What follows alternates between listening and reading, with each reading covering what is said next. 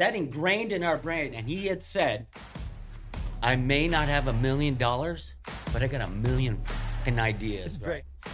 Yo, let's freaking go. Welcome to Let's Be RONest. And you're probably wondering, who is this old Filipino guy hosting this show? Well, this is who I am.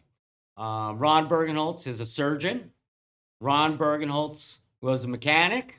Ron Bergenholtz was a street racer. Ron Bergenholtz was a car show guy. Ron Bergenholtz was a team owner of a drag race team. Ron Bergenholtz is that marketing dude that's running around Formula Drift.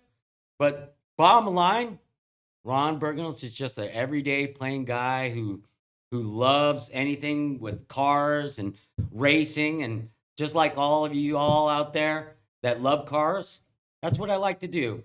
I've done a lot. I've been in the sport for, since 1988. I don't even remember when. Been addicted to anything cars, especially racing. And I love, with all our guests, talking about cars. Welcome to Let's Be RONest. And our guest today is none other than my brother, Ed Bergenholtz. With Ron Bergenholtz as your host, you have to bring in Ed Bergenholtz. There is no Ron without my brother, Ed Bergenholtz. And, just for really props to my other brothers, obviously with Ron Bergenholtz and Ed Bergenholtz, we had Bergenholtz Racing. And so with any type of, there's no I in team. So, but there is an I in win, but disregard that, right? But our team, Bergenholtz Racing, not other than my brother, we had Vince Tiaga, who these guys are my brothers from another mother. So you have Vince Tiaga, Sav Leone, Derek Ige, Romel Figueroa, and Kurt Gasper. Just to give props because it's not just me and my brother. It takes a team to win. But let's cut to the chase. I want to introduce my brother, Ed Bergenholtz. Hey guys, love to be on this. It's watching Ron talk about this, and this is what a great opportunity is to talk about some of our history. I hearing him talk and how excited he is about this stuff. It reminds me of us when we were kids. And there is a duality, the brother duality. But as you could see, Ron is kind of, I don't know the nice way to say this. He's kind of fucking nuts sometimes, right? So it's one of these things where he's got this like huge personality and bigger voice, and then the duality with me growing up with him. There's a few times I did punch him in the face, but it's we'll leave that story a little. Yeah, but it's one of those things where it's just like, we kind of shared this love of cars, this incredible love of cars. It started out with. And to be honest, I followed Ron. I was the little brother. So he got into flatland freestyle bikes. Mm-hmm. I followed along with him. We got into RC cars. He was the first one to get it. I kind of followed along with him. And going into that, that's where we, started getting into our competitions and that kind of thing. And then I don't know if you want to get into this, but we started getting into actual cars, right? Yeah. Ron, tell us. Let's share how we started to really dive into motorsports and cars. It's kind of a cool story. Yeah. So obviously what happened was we used to do freestyle, like X Games stuff, right? And so we would compete on these bikes. And one of the guys that was a really good flatland rider was Ruji Hora, right? And so he'd always come over and he used to drive a regular car. And he shows up in this 1988 Integra, and it's lowered. It's got wheels. We're like, why'd you lower it for? That doesn't make any sense, right? And he goes, "Let me tell you." He goes, we'll ride today in front of a house, right? And then at 12 midnight, I'm going to take you somewhere. And then so we jump in his slammed Acura Integra. We had no idea why the hell he had slammed it, right? And lo and behold, we're in Compton of all places, right? Compton. Like 405 and Western. 405 right over there. Western. Crazy. It was the Noggles. Now it's a Del Taco, but it used to be Noggles. Yeah, you'd meet at the Noggles, also AKA Del Taco now. And It was wall to wall. And mind you, this was 1989, right? It's about right. And there was cars rolled up down. I mean, it was straight, fast, and furious, right? And so, all these cars are lined down, and everything you saw in Fast and Furious 1 is what we had witnessed back in 1989. And we were like, holy shit, this is dope, right? And of course, you know, being a single guy at the time, you're like, and there was girls there, just like in Fast and It's Furious. like a club. Yeah, and but with cars. And so we're like, wow. And from that point on, you're hooked. My brother got a car. I got a car. We started fixing it up, slamming them. And so hypothetically, right, we were the OG Fast and Furious, right? Helicopters, the whole bit, you know, You got closing off the stories of street. that. Everything you see, except for, you know, doing where the car in Fast and Furious, they pretend that the car's got like 20 gears. No, it didn't happen. It was a quarter mile, and we raced on the street for money, the whole bit, right? But we were hooked. It was a dangerous time. People Yeah, were getting but it was shot. fun. People were crashing cars. Yeah, but it was fun. And so People were running from the cops. not Not that I ever did that, but you know. we had our own crew back in the day, right? We were on several teams. The first one was IRS, which is Import Racing Society, and IRS, they come to take your money, right? And so our race team, when we went to the street races, we come to take your money, right? So obviously that morphed into the CRX, right? Our good friend Robert Sapinoso, right? And he had the utter passion So we were to be the fastest. we on were the a street bunch of development. dumb kids, right? Right. Like I think, you know, a cool part of the story is how we actually got our hands dirty and working on cars. When Ruji's car, I remember he went to Jackson Racing. If you guys remember that name from, you know, Honda prominence. And I remember the car wasn't running right, and then his brother-in-law took the valve cover out on the side of our house. What the hell are you I'm doing? like, you're not supposed to take off the, you know, the engine cover. And right there, I was like, we can work on our own cars, right? Like, Yeah. and so, you know, what's a fun fact is I actually started working on cars before Ron did. He did. Right? Like I was like, okay, I'm gonna start lowering them and taking them apart. And then Ron came after, and he just kind of took it to another level, just because he's nuts, you know. He just like and not afraid. And so he had a little business in the garage, Yeah. lowering cars and just working on cars. I worked on car stereos during that time because, you know, big thumping systems were a big thing. So I learned electronics, we learned engines and those kind of things. And Ron had his clique of people, and I had my clique of friends. So this is the origin of the CRX, Yeah, go for it. right? Like, so in high school, I had a friend named Robert Sapino. So I had a number of friends, but we had the hottest cars in high school. And if anybody wanted to fix it up, they kind of came to me. Mm. They came to me and they came to Ron. And one of my buddies, Robert Sapinoso, had this white CRX. And, you know, totally studious, incredible grades. Dad didn't want him to fix up the car at all. He's like, that's for your school. And so, you know, I'll try to make it fast. But basically, he's like, Ed, I want to change the engine. Ed, I want to lower it. I want to do these things. So I was kind of his mechanic. And then And he wanted to be the fastest. he wanted to be the fastest right? Honda around town, around anywhere, LA. At the street races. So if you remember, that platform is 1988, Yeah, 1988. 1988 CRX. So we lowered it. We actually changed the engine and kind of told his dad we just changed the head gasket. You know, we went to the Huntington Beach Library and got the wiring schematics for the car because there was no internet. There's no internet. There's no internet back then. So I figured out the wiring. I upgraded it to an SI, Yeah. the 1.6. Canada, a Canadian. Engine. We found it over in Sun Valley and put it in the back of my buddy's Caprice, Chevy Yeah, I Caprice. remember that. And then that's where we really got started, you know? And the passion was set there, right at the very beginning. Don't get me wrong. Me and Ed, we always had a passion for winning at freestyle, winning at RC cars. But now Sap took that passion to a whole new level with the CRX. And then, you know. So, yeah, there was some tragedy. So, you know, growing up in Garden Grove at the time was, what was that, like 95, I want to say? No, 94, 93? No, earlier than that, 92, 93. Yeah, so a lot of gangs, tons of gangs.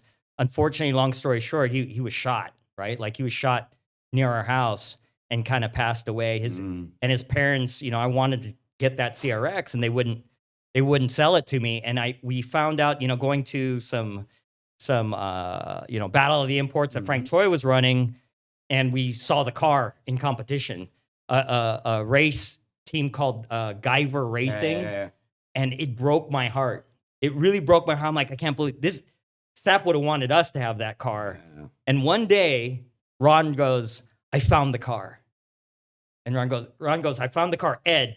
And at the time, Ron didn't have any money. Yeah, when so you're Ron in was the car poor. Industry, you're broke. I was in the IT industry. So it's I got stories. I don't want to get into it, but none of the racers at the time, whether it was Steph or anybody, they didn't have any damn money. So so I ended up buying the CRX, I think, for like $5,500. Yeah. I overpaid for it, but I bought it, and then that's where Ron and I really started getting going on it. We're going to get Sap's passion into that car and have it live on and be the fastest ever. But from what led up to that is Ron's passion for racing, right? Like Ron. I remember Ron got in cahoots with JG Engineering, right? And he took his Integra, which was, this guy's an idiot. So he wants to fix this Integra up, and he knows he's going to buy it, but he wants the rims for it first. Who does this? He buys rims for a car that he wants before he buys the car, right? So he does that. He gets in. This is where he got into the guys of Wicked. When he first Wicked race team. So Vitlam. Stefan Papadakis was part of Wicked Racing. Yeah, you never put the sticker on his car though. Yeah. Right? Like, and then there was Charlie and Andrew, and there was a bunch of guys. And they're all crazy. And one day Ron comes home to our house with a 400 horsepower, like maybe 300 horsepower, 400 horsepower in his Integra. Turbo, unheard of. And I remember riding in this thing, I go, this is dangerous.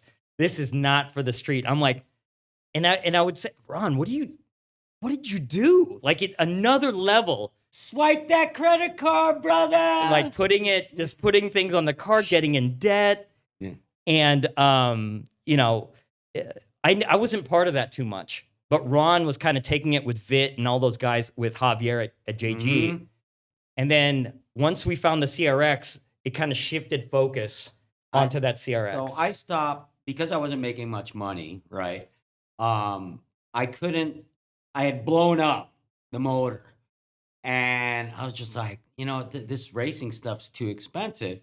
So I was telling Ed, I was just like, all right, you do all the racing, and then I'll take care of all the car shows. So I was still in the car. What was your life like at that time, financially, with people? I was still doing the same old thing and lowering friends' cars and working on cars and sort of things like that out of the garage.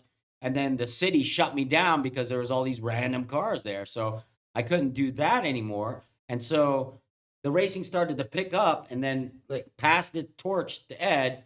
And Vit ended up taking one of the customers' GSR motors built and throwing it in our car. So that was crazy. He took a customer's built motor and threw it in the CRX. So this is interesting. So he found the car, we got it, we stripped it, and then Vit, for those that don't know Vit Lam, he's like one of the real OGs. And the amount of love he had for his friends to help them out, like 2, 3 in the morning, was kind of incredible. He would come to me, and he's got a real thick, like, Vietnamese accent. And he's like, Ed, you down. I help you. Right? And I'm like, sure, Vit. Like, whatever you need, man. And he's all, we're going to go up north. I have it. And it's crazy. Right? Because he built a motor and gave it to another friend. And then that guy went away. Like, he went on, he wasn't available. So we went there and we took the motor out of this guy's race car and put it in my car. Yeah. And that guy didn't even know about it. And and so I got, CRX is ready to go racing, and I got somebody's motor in there, and it was borrowed, right? Like it was a borrowed motor. Total typical of the time, but it was all Ron's engineering, right? Like Ron, we stripped it. Ron was in charge of all the fabrication and everything. And I told Ron at the time, I said, I'll take care of all the bills. You just focus on the CRX and make it incredible. Yep. Right. And the goal was simple, right? In the memory of Robert Sapinoso, Yep. we're just going to make it the freaking fastest thing on the planet. Yep. And during that time, there were already legends. Where, you had Dave Sheet, because, okay, one of the biggest things, the foundation, right? Obviously, even during the street racing days, right, was, why don't you build a Mustang? Why don't you build, something rear-wheel drive? But back in the day, during the rise of the import industry, right, we wanted to be different. We wanted to challenge, right? One of our biggest things was challenges, right? And so we raced front-wheel drive cars.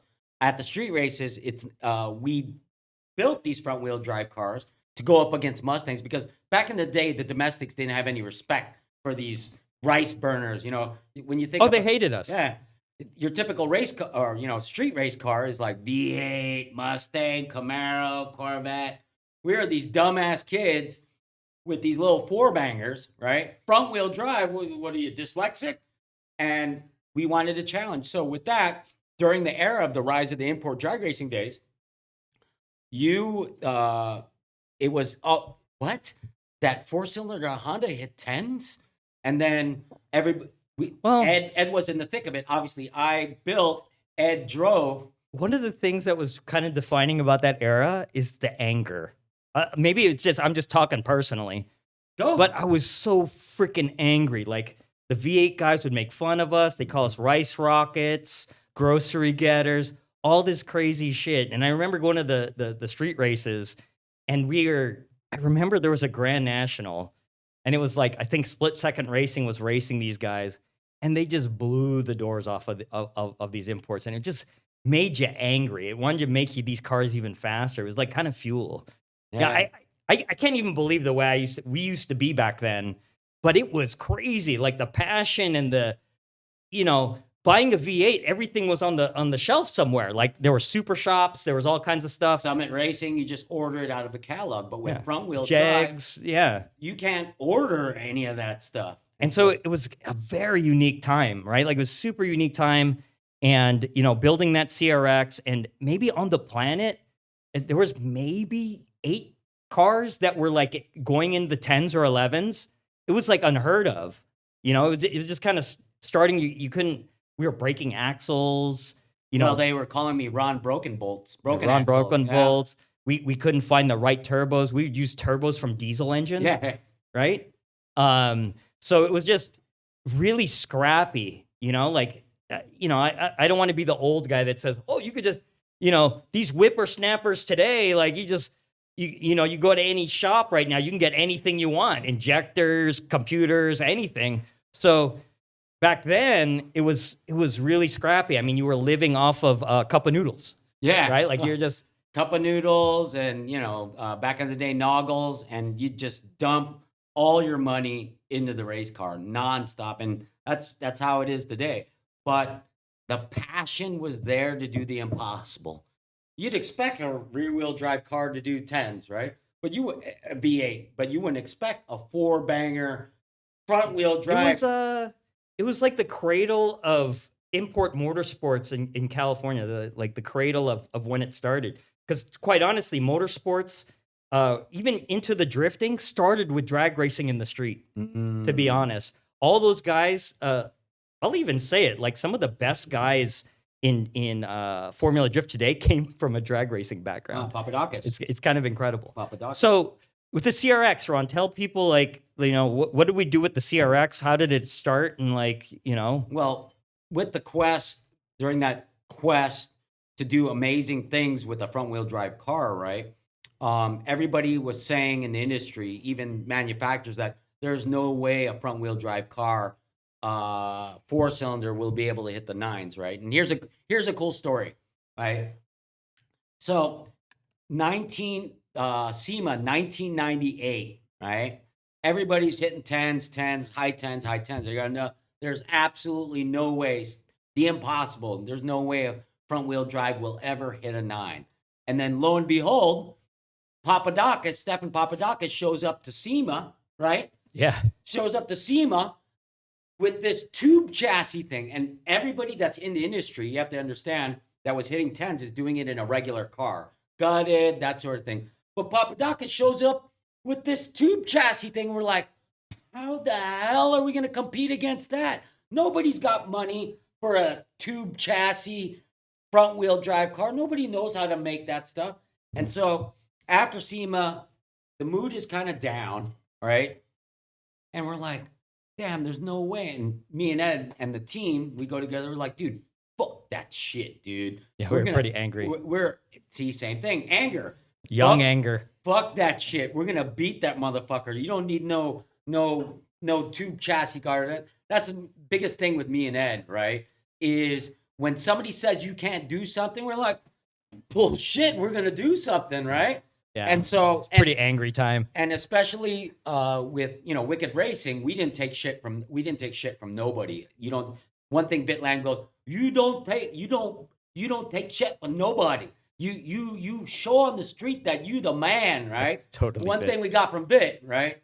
And so he's sort of our mentor, right? I love it. When you do stuff, you do it 110%. You don't do it 60%. No. And don't ever let anybody tell you can't do nothing. So long story short, we show up 99, right? And Stefan Papadakis He's the king. I was jealous. I was jealous. He's the guy that's gonna break the barrier, blah blah blah. And mind you, we use our head, right? And I'll remember this famous lines of a famous guy. We went racing in East Coast, and we met this guy named Vinny 10, right?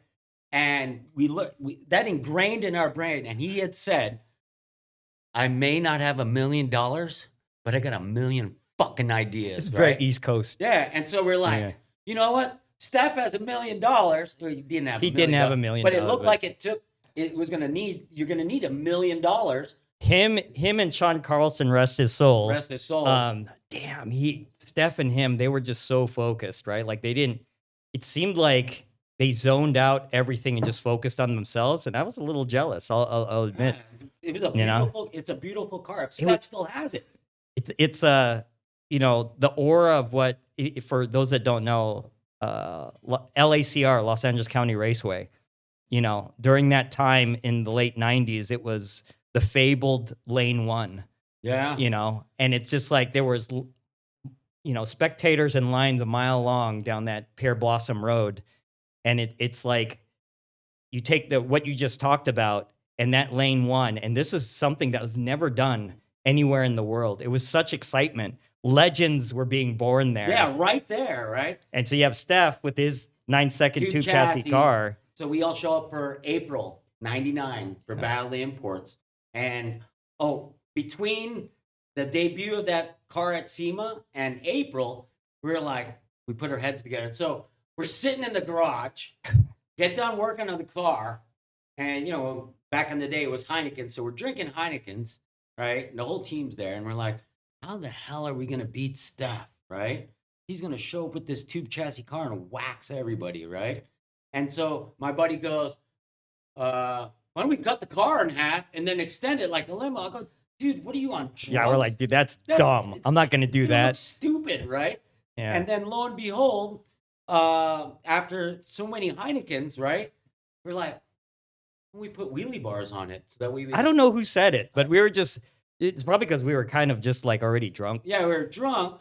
But someone said, let's extend it with wheelie bars. Yeah, it works on the funny cars and all that. So during that first January to February, we started testing, and bam, the record at the time was at 1076, right? That was the record, right? And we beat it by like 3/10 easy and we in testing. Yeah, we went at 1050 something, right? We're like, holy shit, these things work, right? The funny thing is about this story is that when we had that night that we figured it out, like I remember opening up the Jegs catalog and finding the longest wheelie bars I could find. We found like some Jegsters. Yeah, like Jegsters, that's it. Like 60-inch wheelie bars. And then you worked at Speed Image at the time over in Westminster, I think.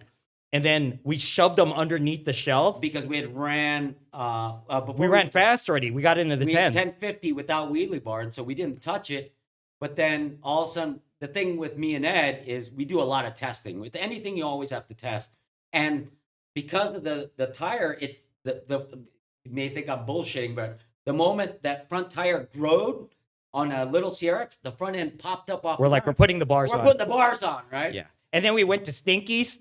Oh, shoot. That's our fabricator. That was our fabricator. His name was Stinky. His name was Stinky. If he heard me say that, I mean, obviously, I think he's passed away. He's already, probably passed away. But yeah. But yeah, we put them on, and you know we ran into problems. Again, we can't buy things off the shelf outside of just like prefabricated wheelie bars, and we kept blowing up the wheels on them. Yeah. So we went to the like Ralph's or something. We stole the shopping carts. wheels, right? Like, and we put them on. And every pass, we'd blow them up. But right? when we put that wheelie bar on, and mind you, this was before Steph got his car, debuted his car, right? And so during testing, when nobody knew, and we did it on a Sunday because we figured all the young kids would have been drunk and hungover. This is Pomona? No, that was we were testing at Palmdale. That was before Pomona. I forgot. And in the grand scheme of things, we cracked a 1036. Palmdale comes up. Steph becomes the first 9-second car, 999. So we're relentless. We're not taking that shit. Well, we're 3/10 away. You remember the funny thing was, oh man, this pissed me off. I was so angry back then. Everybody was coming up. Oh, hey, you guys are some of the legends. Why don't you guys, if you want to do 9s too, are you going to build a tube chassis like Steph? And I'm like, motherfucker, if I hear this again, I'm gonna freaking punch somebody in the face. Because they kept saying, you want to do 9s, you got a tube chassis. Tube chassis. And then me and Ron are just like, fuck that. We're gonna figure this out, right? Like we could do this without it. You don't need it, right? So the first Palmdale, Steph cracked the 9. He cracked. He did a 9.9 something, and we cracked a 1036. And we we're were the close. only one at the races with the wheelie bar. People were like, the fuck are these guys smoking? And mind you, so we're 3/10 away, and then it's another 2 months till the next race. Steph is king dingling with a 999, right?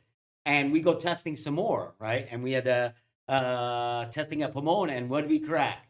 We cracked the 980, 987. Unofficial at a. And then remember what happened? Like, oh man, there was no internet back then, but word got around like crazy. And then Frank Choi, didn't he call us up and he said, "Hey, I heard you cracked the freaking 980." You dethroned my boy Steph? Yeah. Yeah, you got dethroned. Steph was in cahoots with it. You got served, bitch. And some guy, it's on the internet somewhere, but some guy got a tape of a video of it. It's on the internet somewhere. And it was unheard of.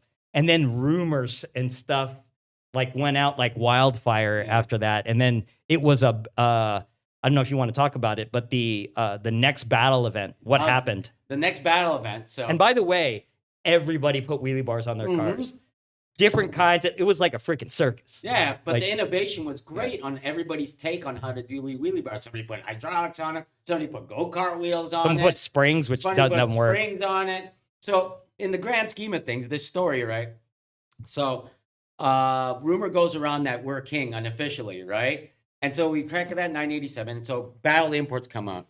And we do a 10-0. And then Steph goes We were in competition. And then he bowed out. I messed up. I like misshifted or something. And then we told Frank, we're going to do exhibition. We're going to crack a 9. Against Steph. Yeah. And so Steph goes out there, runs 10 something, right? 10 something. And then we go out there right behind him. Crack a 9. He saw it right away. Right in front of us. He saw it. 987. Yeah. And, our main thing is, especially to the public, is that you don't need money. Yeah. You know what I mean? You have to be smart up here. You know what I remember about that day? And a lot of Heinekens. It went back and forth that day, but I don't know if you guys drag raced before, but when you do your pass, we were poor, so we didn't have any radios, right? Like, so you get to the end of the track and I'm not complaining. It's kind of lonely out there. That's great for the crew. It's always great for the crew. And I get out of, you put your parachute away and you're just kind of sitting there outside by yourself and you're looking down like a quarter mile and they celebrating? Like, what's going on? And so the guy who came behind me was Steph. So Steph's, he's staging his car and he sees me crack a 980. And so he comes up and does his pass, and then He ran only a 9.9. yeah, he only ran a 9.9, and then I look at Steph, I go, he's coming, his parachute and everything, and he's sitting in his car, and I go, what happened? What happened? And he goes, 9.8. oh, I ran a 9?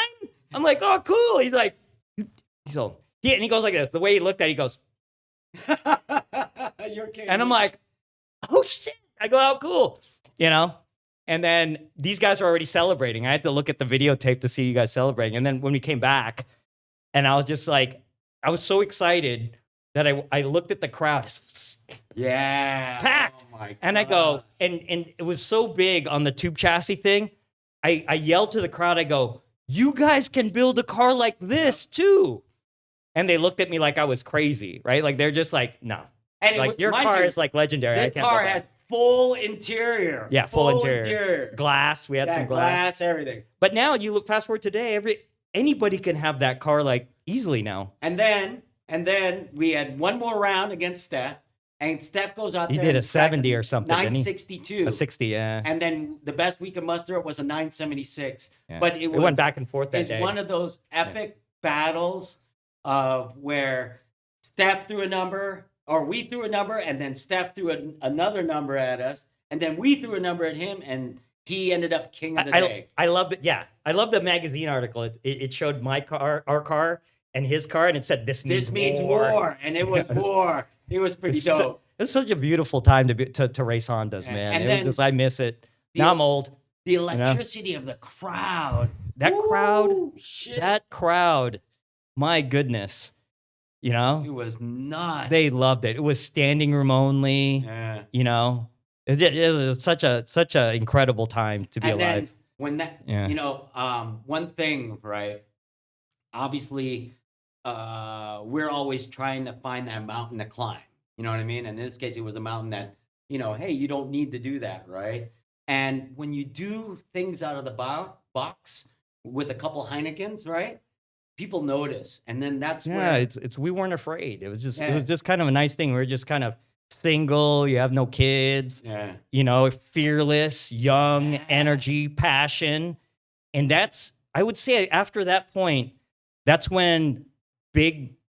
Well, let me just first before we jump into to what it turned into. A lot of this is where at that time there's not a lot of people that believed in us, right? One of the first people that believed in us is Tomo yeah, from Nitto. When we first met him, Yep. this was probably before we did the 9, but he was, for those that know Tomo, I mean, he's very passionate about what he did to create Nitto. And I remember him in the pits with a clipboard and stickers, Nitto stickers. And he's just like, he came up to Ron and he said, hey, if you put a sticker on your car, I'll give you some tires. And then Yeah, Ron, put the sticker on the car, get some tires, right? And that started our relationship with Nitto, right? Like, and Tomo's like a really good mentor. yeah, he is. Like, he's a huge mentor, and so, they believed in us, and I'll admit, Honda actually believed in us too. They helped us out, even though we weren't supposed to tell anybody that they were helping us out. They did help us out. Yes, they did. And then there's companies like Clutch Masters, Golden Apex, Eagle, Sparco. Apex, Sparco. And there were people faster and quicker than us and probably had better personalities, to be honest. And Because then, we were always mad all the time. yeah. And so, but they're just like, okay, the only thing I could sum up is like, okay, there's something special. Let's stick with it and see what happens. And we cracked the 9 and did all those other things, It right? was cool because we were so ghetto, right, and poor, right? Instead, this was so glorious where Tomo goes, here, get a trailer. Don't be going so ghetto. Yeah. Here. And So- he was the one that got us our first Yeah. trailer that we still have to this day. If I was Tomo, I wouldn't invest in it in us. I probably wouldn't have done it, right? Like, I don't know. Why do you say that? Well, the thing about Tomo, he's kind of like he looks outside of the rules. He looks at what's in. He's like he has the vision to say there's something here, Mhm. like something you can't learn in college or something you can't be taught.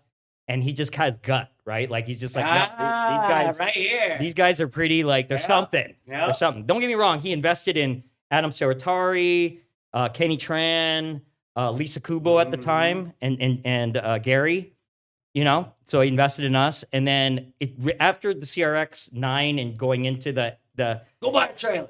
Yeah. So for those that don't know about the sanctioning bodies at the time, there was Battle of the Imports. He's the godfather. Sponsored by Nitto. Yeah. And then IDRC kind of came in. Nopi came in. NHRA partnered with IDRC. In fact, Tomo and Nitto helped build the import industry. They did. It was Import Show Off presented by Nitto. Battle of the Imports presented by Nitto. IDRC. Yeah, they've always been involved. Yeah. I mean, it's a youth market. Like the NHRA at the time. Oh man, people are gonna hate me if they love NHRA. They've been around for like 50, 60 years at that point, right? Like and pretty much their customers are dying, you know? And so when you see this resurgence of motorsports with a young drag racing. Yeah, in drag racing with this young thing, the excitement blew up. And this is what I mean. So NHRA worked with IRC, and then they kind of created a new series, NHRA Sport Compact Series. And that's where it's interesting because we always saw it as Honda front-wheel drive drag racing or import drag racing. And then manufacturers saw what was happening, and they all wanted to get involved, right? Yeah. And so NHRA called it Sport Compact. That way GM could come in. So, you know, we are racing the CRX, and to be honest, for the next 6 years, we had a drought. Like probably 5 years. 5 years we had a drought. And everybody was jockeying to partner with some manufacturer, big manufacturer. At the time, there was Acura was looking for something, right? They wanted a team. And we're like, me and Ron were very excited about this. Like we're Honda. We worked with Honda before. They're gonna love us. You know, I got nothing to lose at this point. So there was a guy named so Super Street Magazine had what was his name? Matt something? Just Matt. I forget. Let's just call him Matt. So he started doing marketing for Acura, and then he was friends with RJ De Vera. And so we found out that we were competing for the front wheel drive Acura project with RJ De Vera. And I'm like, that's the guy on Fast and Furious, by the way. There's no way this guy's going to beat us out on this. This guy's never raced in his life. He just says he raced. We've built proven cars. We broke the 9. And this was our first lesson in business that, like, who you know, like, it's not about fair. It's not about doing well in what you do. It's politics and whoever's friends with whoever. And what happened is, again, we heard, you know, we were going back and forth, and they were saying, oh, hold on, we need another week. We need another week. And like, Ron, we're not going to get this, dude, right? Like, we're not going to get it. And then next thing you know, they're like, they pick RJ De Vera. And I was so angry, Ed. I'm like, I'm so mad. This guy doesn't know shit. All he was in, you know, maybe he was in a movie, you know, I don't, was that before or after Fast and Furious? It was before, after, right? I think it was after. And I was like, dude, this guy just did a video game scene in a car. Like, what does he know about building this front-wheel drive drag car? And then we went to, I remember going to SEMA when he debuted that car. On the turntable. And as they were pushing it up, it wasn't even finished. They were like kicking the tires because the tires were wobbling like this because he didn't put a steering rack in it. And then they put it up there, and I just go, Ron, let's go. We're going to stand right there and stare at him, you know? And I couldn't believe it. I'll be honest. I don't know about you, Ron. My heart was broken. I was crushed, right? And I'm like, you know, GM started to get into it. Yep. Ford came in through Sean Carlson, you know, and I'm like, this is not fair. You know, I thought that we put a lot of work in. I think staff got a deal. Adam Saratari had his deal, and we're just like fell on the wayside like any of these other racers who just couldn't. And then we had a buddy, Abel Ibarra, right? Mm-hmm. And pro rear wheel and that's the thing about back then. Like, know what? Like, I don't know. Maybe I got the wrong impression. I feel like today, like, race teams want to fight each other all the time. Back then, for us, it was family. It doesn't matter if you competed against them. It didn't matter if you were with, they were in another class. But Abel was our friend, right? And he was tight with Mazda, right? And he goes, you know what, Ed? They will Mazda at this point will give you money before they give me money. And then we met Todd Finecco, who sponsored us, who sponsors us with our turbos, fast tracks. CRX. Yeah. And so talked to him, and he just kind of made things happen, right? Like that's where we met Jim Jordan, Steve Sanders, Kelvin Harashi, Robert Davis, and then this is such a small world. John Doonan, who now leads IMSA, was the marketing guy that did our marketing for through Mazda and did all the Mazda teams. So we're really good friends with them. But the point is we gave them a proposal, kind of like what we did with Acura. But they believed in us. That's the kicker, right? Like so, just like Nitto did. So we, and that was one of the best lessons. Like work with people that believe in you and what you're doing and have passion for what you're doing, and you're not just a bottom line what's on paper. But long story short, Mazda said, you know, we'll help you build a car, and then we'll help you campaign it for the first year. Woo! And we're like, yes, right? Like this is what 2003.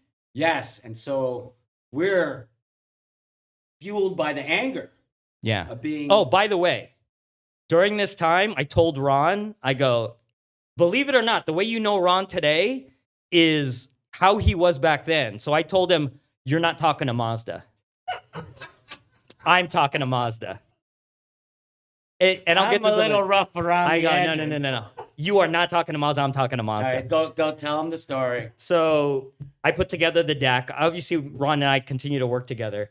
But I put together the deck. I said, okay, here's our plan, what we want to do. This is what we're going to build. Again, tube chassis, you know, over 1,000 horsepower, front wheel drive, capable of doing sevens, right? So they're like, do it, you know? And they didn't, to be honest, God bless Mazda, they're not GM, right? Like they didn't have a lot of money to invest. They're not Toyota. They're not Ford. They're not Dodge.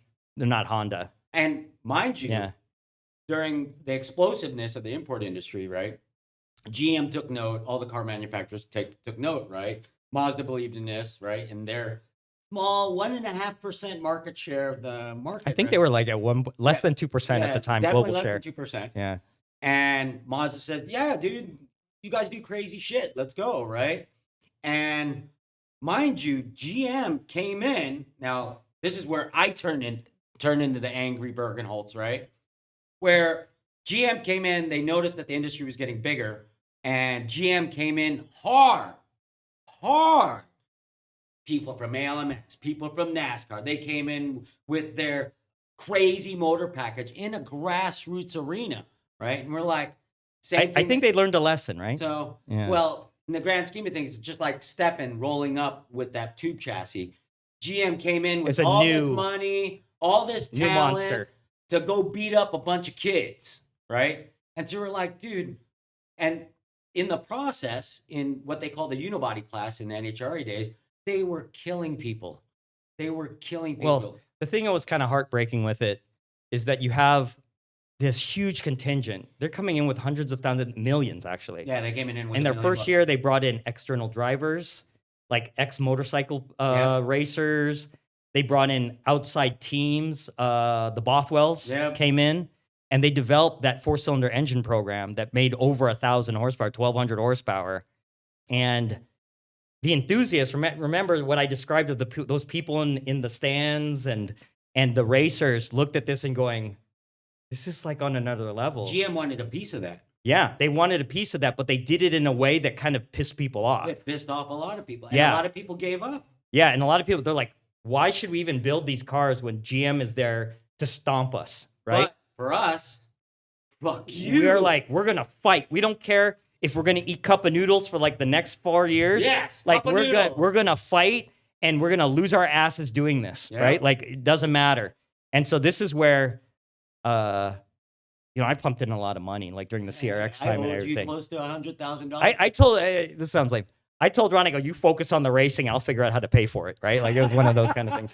So it was, you have GM coming into the picture, stomping on people. You got the people who got manufacturer deals, and then this was heartbreaking. When we build a motor, we're just like, it'd be beautiful to have like 2 or 3 spares. And these guys are flying in motors at the track that they're swapping out. And these motors are super expensive, and they just put it in the crate, put the next one in, blow it up. Oh, there's another crate. For us, it's just like, oh man, We only have one. we only have We one. gotta take really good care. And then of it's like they don't make any parts for it, right? And it's like, okay, we know this part will last 2 runs. Okay, let's get 10 of them, and then we'll swap it out in the middle of the race. It was just like real scrappy, and it just was kind of painful. But we were fighting, right? And we haven't even won any races, you know. And so, you know, I think people say that kind of GM kind of hurt the industry, you know. But our mantra was we wanted to prove to those guys and give those guys hope that, dude, same thing, Vinny 10. I may not have $1 million fucking And that's what it dollars, was. but I got a million ideas. That was it. That's what And it was. so, in the grand scheme of things, It was painful. It was a me, painful Ed, time. and the whole team, including you know everybody on our team, is never say die. Ever, never say.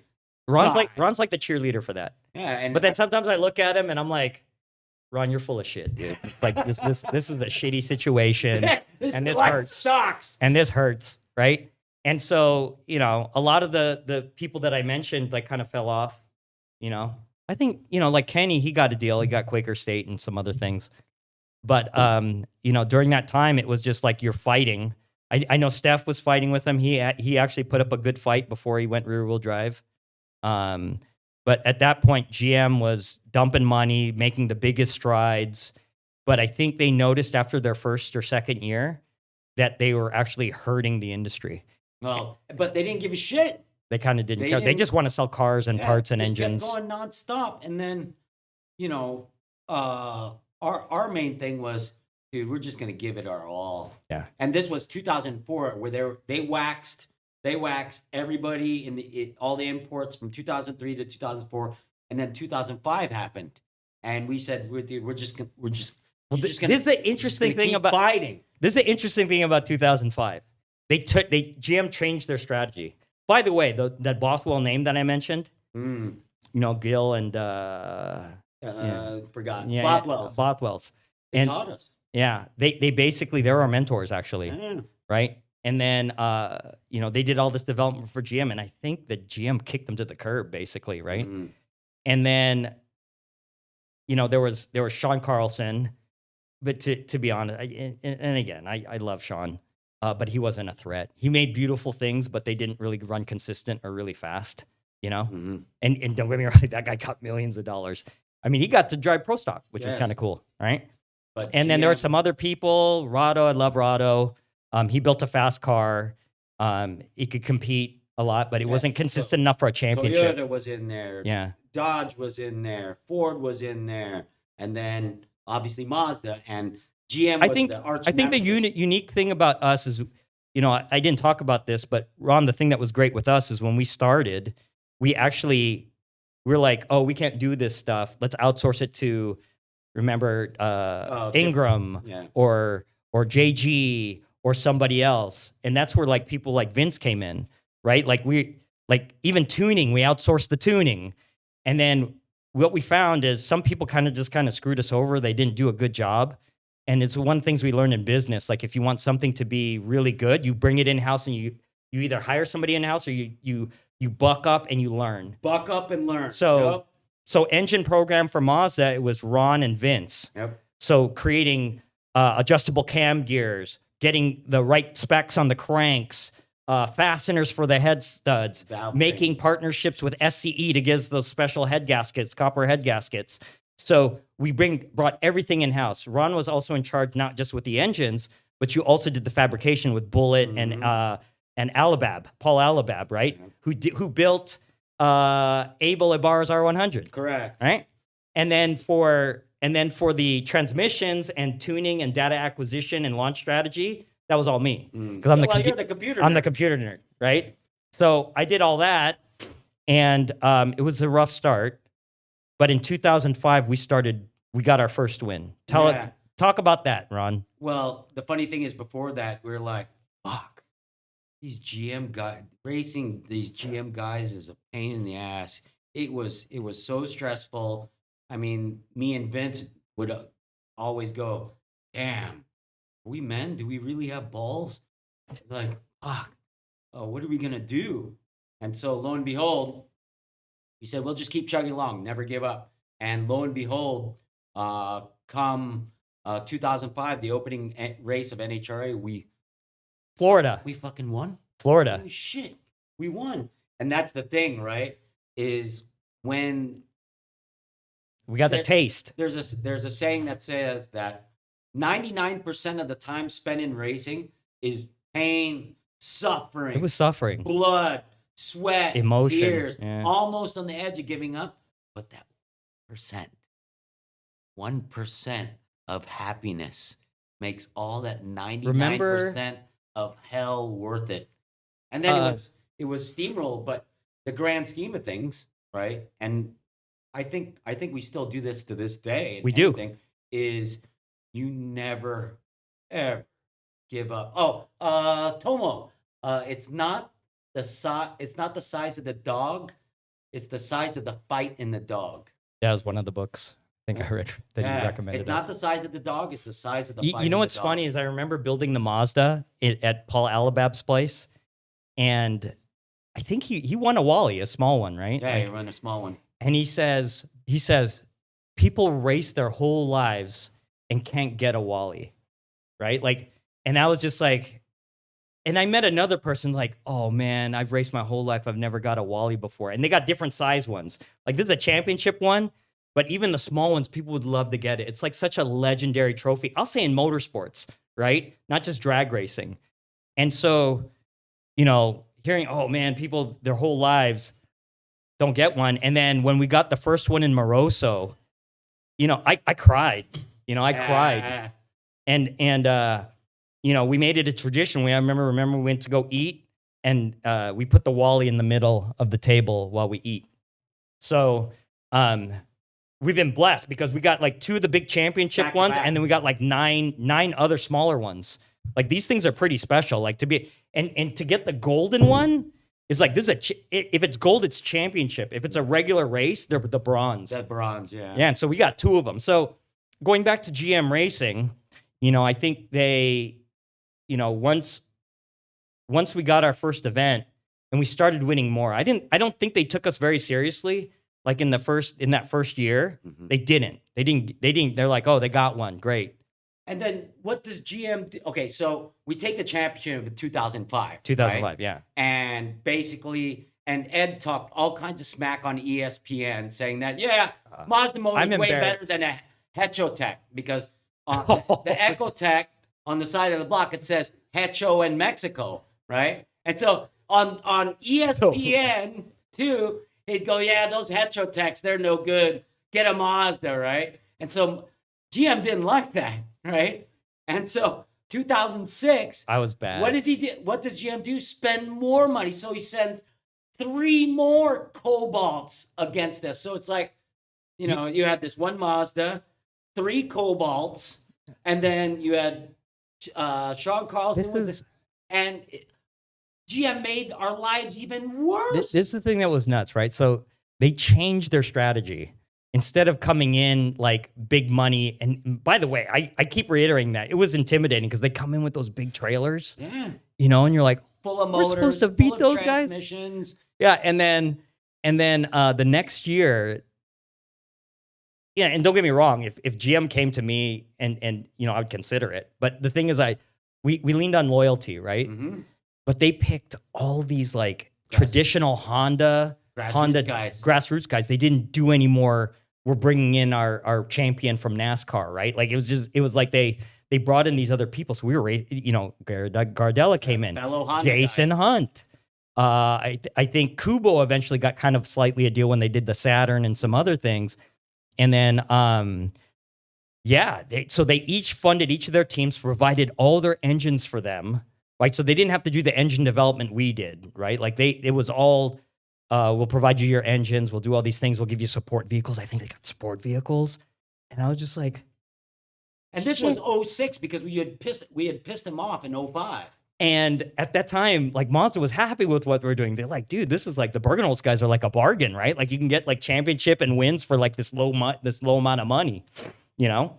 And you know, that year we kind of cranked things up a little bit, right? Like our engine program, like we went from like 1,200 horsepower all the way past 1,400 at that point. So we could play. Those guys were making more, but Ron did an excellent job, like with the logistics of spare parts, preparation. That's the thing about racing, right? It's not just that one pass. You win it in the garage, right? Yeah. John Force said that. He says, you don't win races at the track. You win races in the garage. Yeah. And so that's one of Ron's superpower, like preparation, right? We need these 5 parts. Oh my gosh, we don't have them. What's the contingency plan? What about fuel? You know, so Ron, one of the things we agreed with at the race, at the race event, I think, I don't know, I guess I'd have to ask Harry and other people, but it's at the race event, like he was always chain of command operations guy. Like even for me, even though I own the business. It's a shitty job. But I'm like we would bring everybody together for a prayer and we talk about things and it's like, okay, guys, Ron is in charge. You do what Ron says, right? Like it's because you need chain of command if you're going to win championships, right? Don't get me wrong. There were times where the senior people on the team, it was Derek, Ige, and I would like, hey, let's bring Ron into the trailer. And, you know what? Stop that. Here, I'll tell you a cool freaking story. Oh, no. Okay. So Sean Carlson we did I think it was Indianapolis. This is a friggin' mecca of drag racing, right? Like as far as the U.S. Nationals, right? And all the pro front wheel drive teams, money everywhere, right? And Sean Carlson has his car and it says Mopar on the side. And then this freaking guy. There's Dodge executives. And there's Dodge VPs and marketing people there. And then this guy comes up and says, oh, Mopar, what does that mean? More old people are racing? And I'm like, Ron, I was like, and I already knew, I was like, Ron, calm down, dude. Like, calm down. Like, don't say this. We're like, this is like corporate racing at this point. And then I hear Ed Bergenholtz, NHRA needs to talk to you in the tower. And I'm like, fuck, I know what this is. And they're like, dude, you got to tell Ron to calm down, man. Right? And I go, fine. Are we cool? I'll go. I turned into the angry Bergenholtz. Yeah. And then and they're like, dude, we have like VPs here. They help pay for all this stuff, right? And they're like, all right, fine. And then Ron calmed down. But anyway, that's the type of duality Ron and I have. You know, it's kind of like that.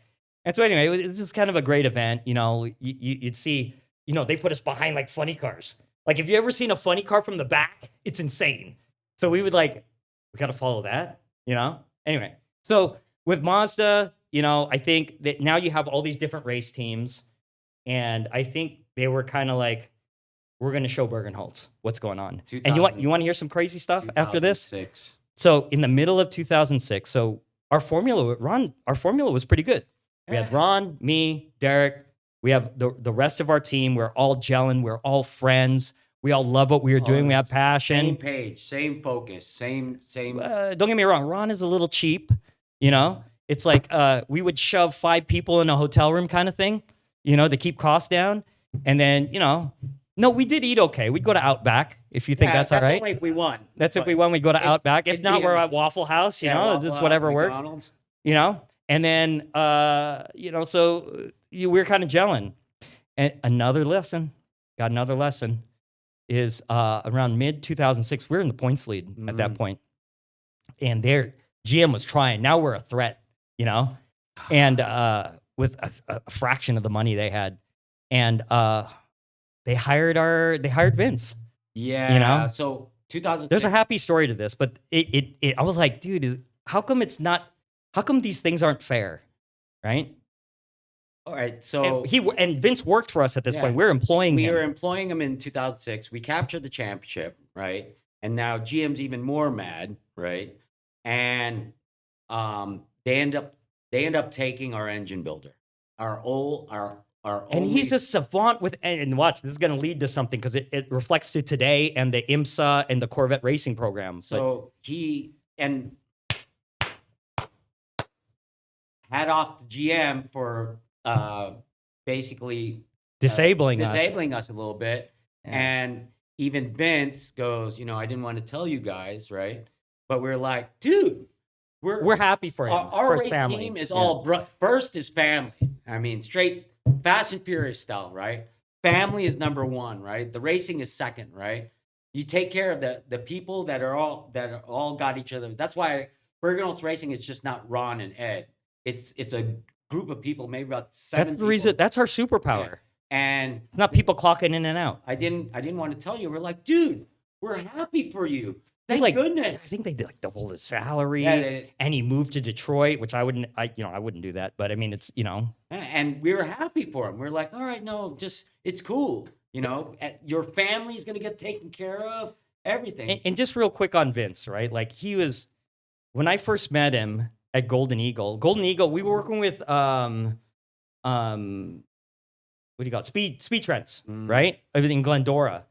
And I remember his dad, Ted, God rest him. We love their family. Because right? they sponsored our blocks. Yeah. They sleeved the blocks and everything. But I remember first meeting Vince, and he looked like he lived on the street, and he was just kind of like a kid that was just like, who gives a crap about it? But he loved cars. He loved racing. And I remember going to his machine shop, and I remember going to the bathroom, and I'm like, who the hell CNC'd all the handles to the toilets and the knobs? I'm like, who did that? I'm like, who did this? Oh, Vince did it. He was bored, right? And I'm like, oh, this guy's special. And he goes, and he asked you if he could be on our team. Yep. And I go, this guy's special. I go, this guy's special. He's machining toilet parts, with a 5-axis CNC. I go, this is special. And we brought him on his team, and he's been part of our success. So when GM hired him, I wasn't surprised. Yeah. And by the way, long story short, his time, he developed the engine. He was a key person in the engine program for the C8R Corvette and the LMP car that runs today. He was one of the masterminds that developed that engine, and he actually helped the GM drag racing guys eventually. But his impact has taken him into high levels of GM racing. He's still there today. Yeah. In fact, 2 of our guys is over there at GM now. Sab's over there and Vince. Yeah. But it's funny, in the grand whole scheme of things, right? When obviously all that drag racing's over. Remember, we went to Sab's wedding in Detroit, and the head guy that was in charge of that whole program, Russ, right? He doesn't like Ron. He likes him now. He likes you now. Yeah, but I during competition when we were fighting, now he's doing the F1 program, GM F1 program. One thing to keep in mind, right, is I went up to Russ. I love Russ. And he was the enemy. He was the enemy. But 10 years, 15 years later, like you. I went up to Russ. I go, I want to say thank you. And he goes, thank you for what? I go, if it wasn't for the ferocity of General Motors, even us to this day, right? They made us better. If it was not for that ferocity and intensity and aggressiveness, we wouldn't be the people we are today. I agree. Russ goes, no. He goes, no, thank you for being the assholes that you were, right? I talk so much crap on ESPN. Yeah, on ESPN. Yeah, I talk so much crap on even Russ, the main head cheese, right, told us saying that thank you for being the assholes that you were because it stepped up their game. I love those guys. Yeah. Now I could say I love them because, we and by the way, that program, when Roush Racing took over, like literally rocket scientists. Yeah. They were rocket scientists. They're all rocket scientists. I think the reason why we could fight with them is because we had the passion part. Like, and don't get me wrong, they loved doing what they were doing, but they were clocking out. Like none of us clocked out. We're working at 2 a.m. kind of thing, So 2006, 2 races left in the season, and we're at Englishtown, New Jersey, and we're 20 points ahead. And so for those that don't know, in like drag racing, at least the drag racing we're at, each round is like 20 points, right? Like, so, it was the defining moment, at the end of that, obviously we won Englishtown, and then we came back to Pomona and we won Pomona and we got it the 2006. So back to back, right? And, I don't know if Gary Gardella can confirm this, but I heard that, at the banquet we had an awesome banquet, by the way. We had it at the NHRA Museum, which I thought was the coolest thing. And for 2006, there was word around the GM executive saying that, GM's going to take 2007, right? And they did. You know what they did? They wiped the floor out of us. I did the best driving that I ever did in my life, and it wasn't good enough. Like, that's how much faster and how angry. I don't know if they were angry, but that's how much resolve they had to win to take away the back-to-back. You know what's funny is Nitto. Man, we fought. Nitto. Because of how rough it was, we ended up being in the Nitto Hall of Fame. And you remember this? What the hell is that doing here? So, yeah. Ended up in Nitto Hall of Fame with, remember that they sprayed water in your face so it looks like you were sweating? So CIE Studios did that picture, and they're like, Nitto wants to do a picture because of your championship. And then they showed me a picture of Beckham. It was a soccer, and he looked all sweaty. And then I remember Dennis Suggs that worked over there. He's like, I'm going to make you look like this. I go, dude, my neck is so skinny. Like, how are you going to do that? He's all, I'll do it. And so they had me like hold the ring like this. And then, Ed, put your chin down. And they made my neck look thick. Look at that, And so it's funny because I'll run into Harry at Nitto. And then I'll say, they still got that picture up? Yeah, it's still in the hallway. And he's all, no, it's still in the hallway. And then they move from Cyprus to the new location. I go, you take the picture down? He goes, oh, no, it's part of our heritage. We're going to leave it up. And I'm like, no shit. All right, cool. All right, fine. So it's, again, Nitto believing in us, right? Like, it's part of their history. So, we get the championship, right? We get our asses handed to us in 2007. And then 2008, things are just, we NHRA dies. Yeah. I was kind of mad at that. We were mad at that, right? Because we had bought like $30,000 worth of engine parts because we thought NHRA was still going to be around, and it was gone. They shut us down. It was gone. And not only did they shut down NHRA Sport Compact Drag Racing, I got the feeling that they made it so that it would never come back. And they made sure it never came back. Right? They crushed it. They made it so that if Battle of the Imports and this is where it gets controversial, and I'll just say it because I don't give a crap. If you had an import event that you tried to run at an NHRA track, NHRA threatened that organizer their NHRA status. They wouldn't allow they said, imports to run in. I want to say that Frank tried to do some battle imports at some tracks, and they're like, hey, we can't throw your event because NHRA said they're gonna mess with our status. So they crushed it. So it was like, so there was only niche things, like they do things at Maryland International Raceway, they do some things in the East, and then you take into account the East Coast CARB and the way they have, they crack down on motorsports here in California, and it's still alive. I mean, if you go to the World Cup, it's big. Fact. And it's different though. Maybe I'm old. It's not like it's very different, right? Like it's like they want to fight. Like we wanted to fight, but they really want to fight. I think it's one of the things. One thing's for sure is that era of competing during the NHRA days.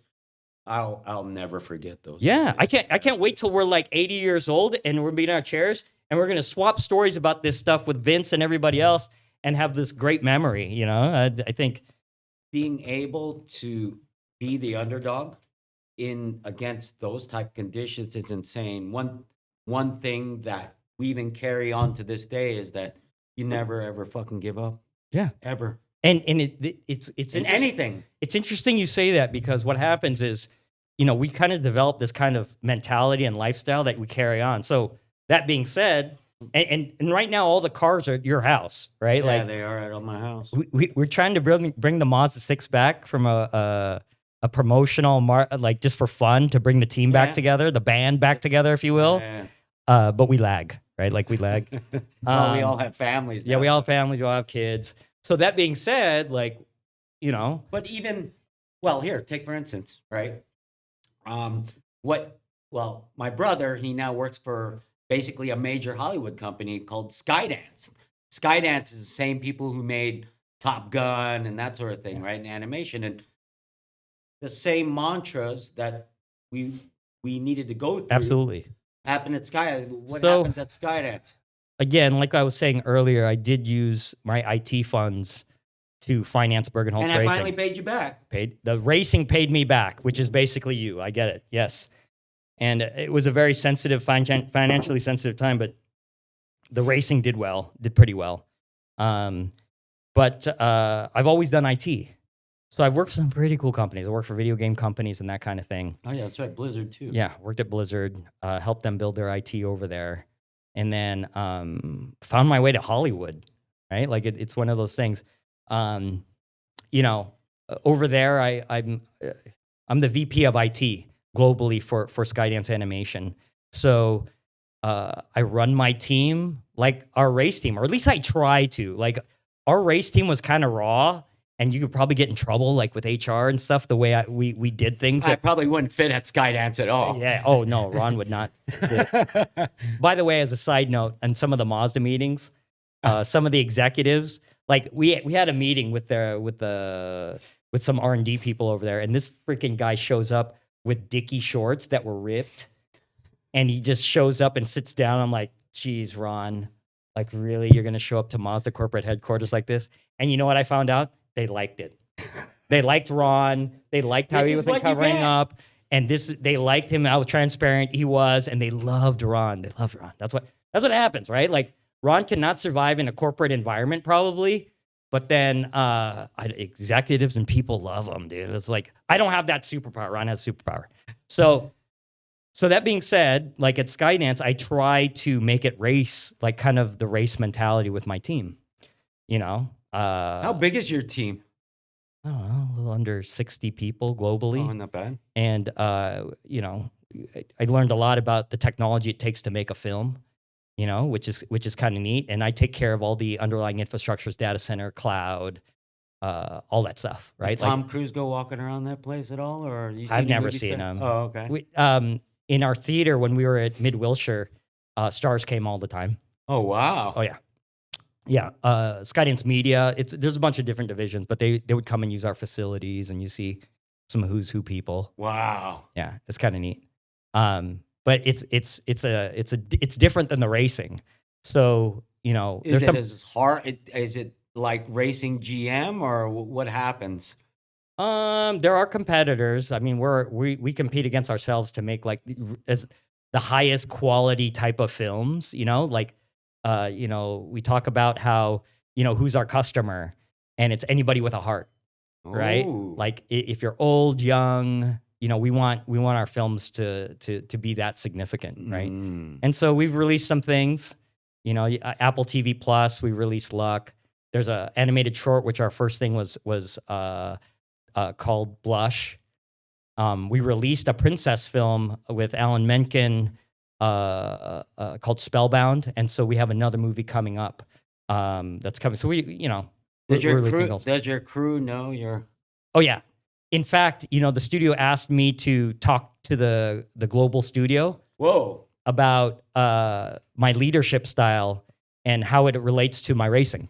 Oh wow. Yeah, to inspire like some of the people outside of technology and IT. So what we learned and what you and I did. I try to take to what I do in my day job at Skydance. So you're talking to executives and players and artists, engineers, you name it. I did a global Zoom and talked about where we came from, kind of like what we were talking about here, and then how it relates to the style of leadership that I try to do. That's fucking sick. It's pretty cool. It's pretty good. It's pretty cool. And I'm like, once the executives knew that I had a racing background, you'd be amazed. Like everybody's into cars somewhere, right? They're like, oh my God, you know, cars at Walt Disney was developed because of people like you to make sure it was accurate and that kind of thing. And we want you to talk to the studio about how you do things.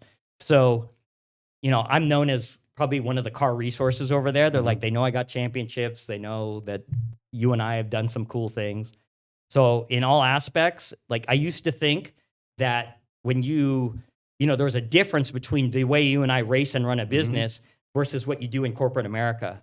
And the truth is, it's the same, right? It's totally the same. So like, for instance, I did a technical presentation in for Oracle Cloud World. Oracle is a cloud provider that we use.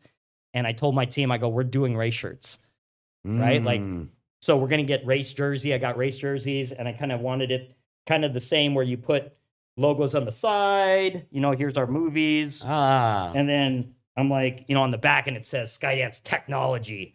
And so I'm just like, yeah, we're part of a team. We're going to kick ass. We're going to make like this tech to make these animated features, right? And so everybody's all gung-ho. Oh, they love it. I think they love it, right? I'm kind of the boss, so they're probably not going to tell me they hate me or anything.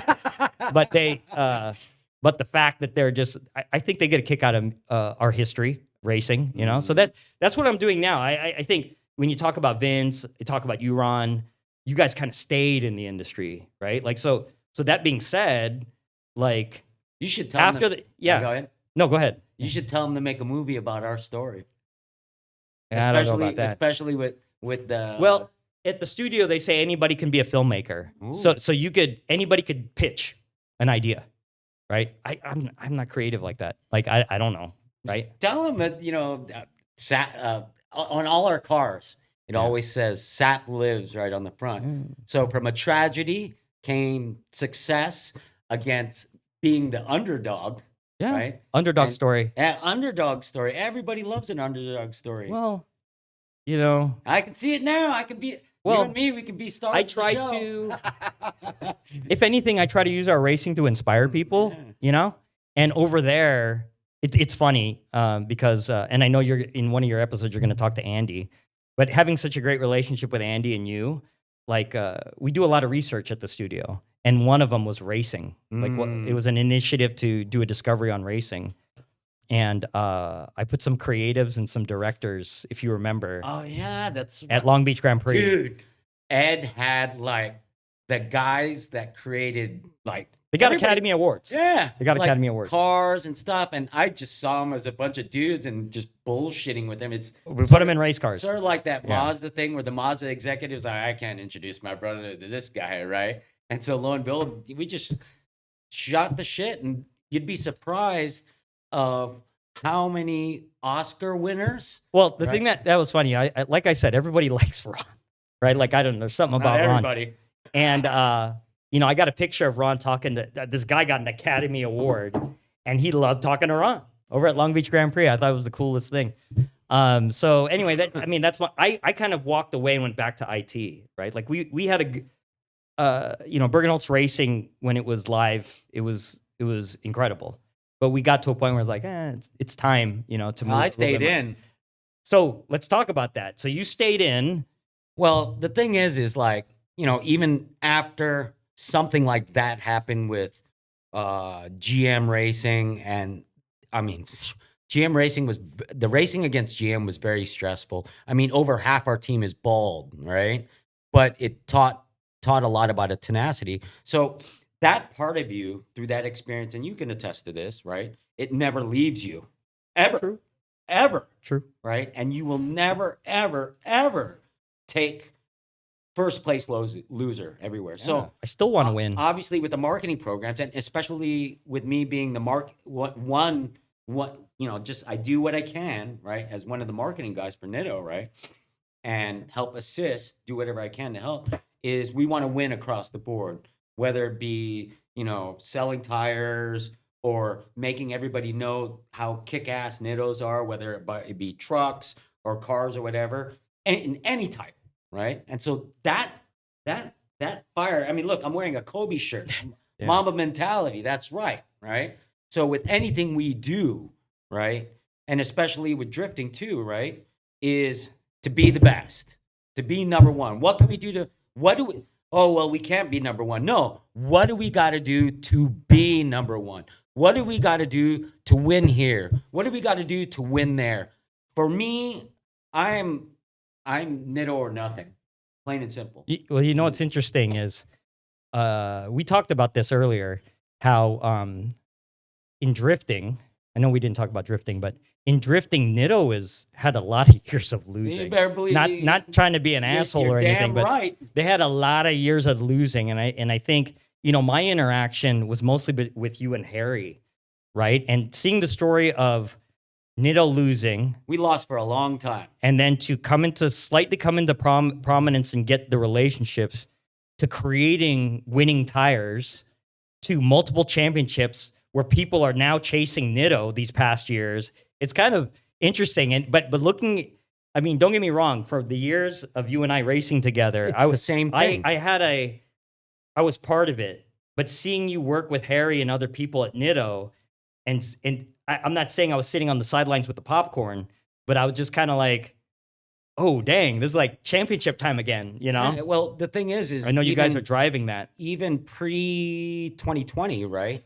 It was the same thing as happened at Bergenholtz Racing. We're losing, right? And after you've been in the gutter for so long of losing, you just never gave up, right? And so me and Harry and the crew at Nitto, we made sure that we got the right people, and it worked. It takes a whole group of people to be on the same page to go out and kick ass. Yeah. Right. And during those losing times, at the end of the day, it was Heineken Central for me. Well, Heineken Central. Just like anything else, it's You can't. Losing sucks, right? Plain and simple. Losing sucks, right? And you have two choices: either losing beats you, or you keep at it, right? And so the same mentality goes: is never, ever, ever say die. And so the crew at Nitto, we kept looking for people and partnered with great people who are considered family, right, to win. And Tomo even taught us that, Yes. right? He goes, gotta win. If you win, everything gets better, right? Well, But you don't give up, and you stay, if you believe in it and everybody's on the same page, right? And that includes everything.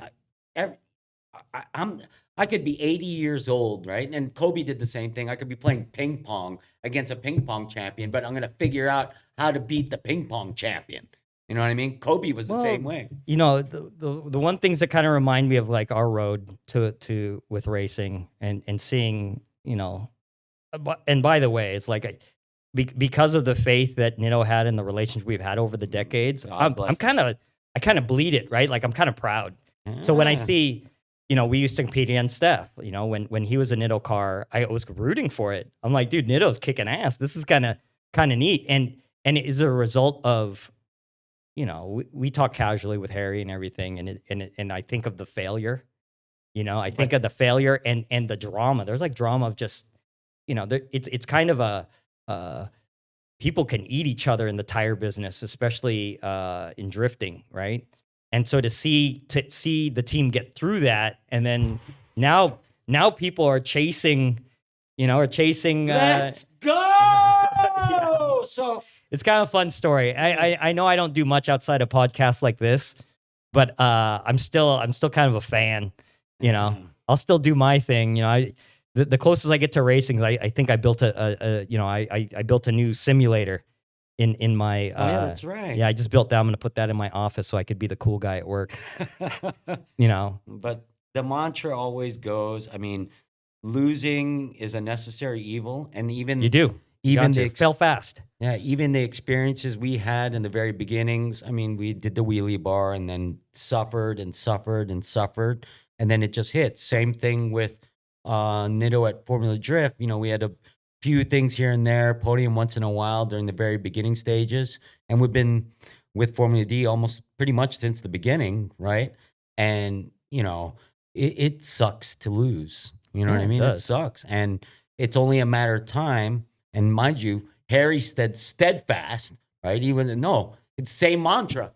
I ain't fucking giving up. We're gonna kick some ass. And I was in the same. Yeah, let's go beat some people up. Let's go. I'll throw a chair on him if I have to. You know what I mean? But that's the type of mentality you got to have. I mean, even at life, that's what was so cool. That's what's so cool about the mentality of people like Harry and Tomo out there. Is, yeah, who are we fighting? Oh, it's 2 against 7. Let's go. You know what I mean? But that's one thing when, especially for success and winning, and that applies not only to just racing or whatever, but even in everyday life, is you want to align yourself with people that want to go LFG. You know what I mean? And that's, especially what we went through. I will take those experiences to the day I die. And it's nice hanging out with I love other people. I love the maturity of what we have now, and what I mean by that is, back in the day, even when we were drifting, I wanted to fight everybody. I didn't like the personalities of people. I'll be honest, and Vaughn, don't hate me. I didn't like Vaughn. Why? Well, actually, yeah. You know, it was one of those things where he was, you know, don't get me wrong, he had his Drift Alliance and all that stuff, and he was really on top of the world, and he was really brash.